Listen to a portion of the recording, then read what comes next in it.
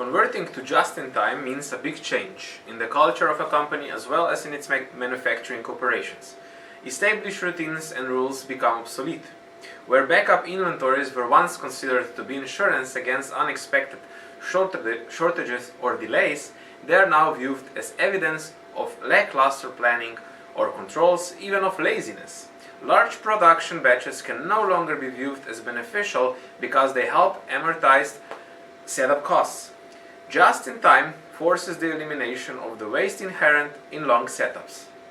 Furthermore, just-in-time is a demand pull system. Each operation produces only what is necessary to satisfy the demand of the succeeding operation, in contrast with the traditional batch push system in which parts are made in large batches and pushed to the next operation on a fixed schedule. Ultimately, every activity in the factory and every demand on vendors is driven by the final assembly operation.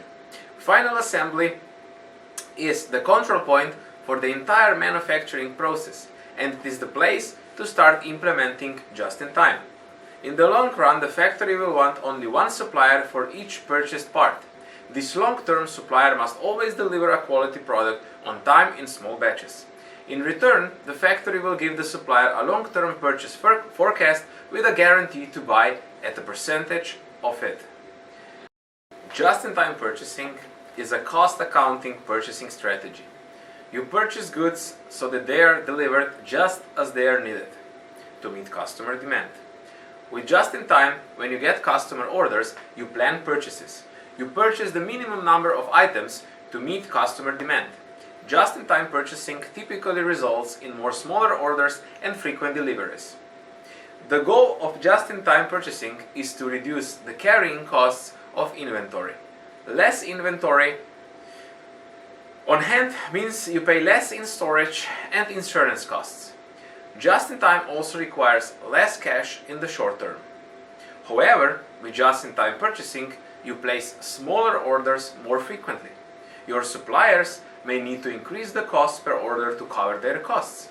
For example, if you change from 10 orders a month to 100, the supplier may need to add some fixed costs. The fixed cost might include more staff or an upgraded computer system to process so many orders. 5 crucial steps. First, changing the system.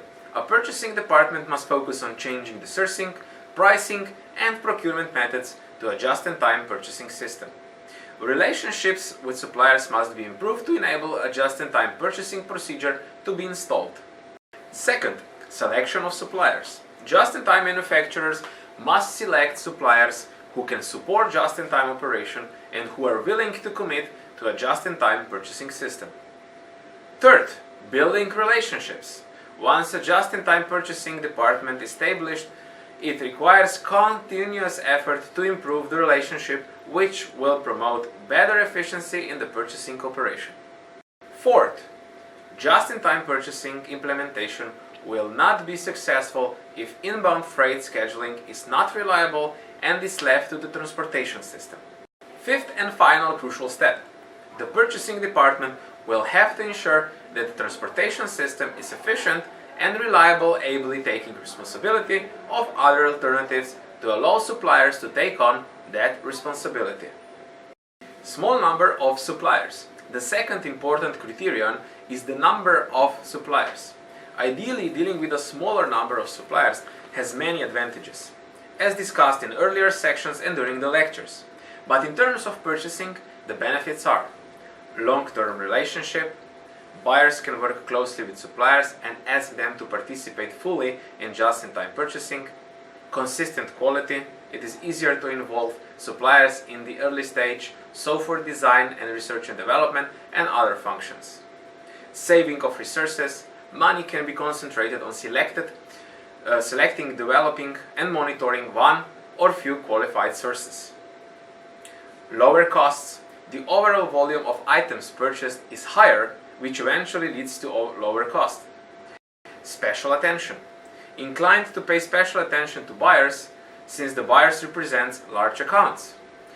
Saving on tooling. The amount spent on supplier tooling is minimal. High performance standard. The next important criteria in just-in-time purchasing is a formal supplier selection and evaluation program. However, the main issue is for the selected suppliers to be able to support just-in-time purchasing. Not every supplier can be developed into just-in-time supplier. Suppliers' delivery performance, product design specification paper work, bidding and packaging should be evaluated regularly.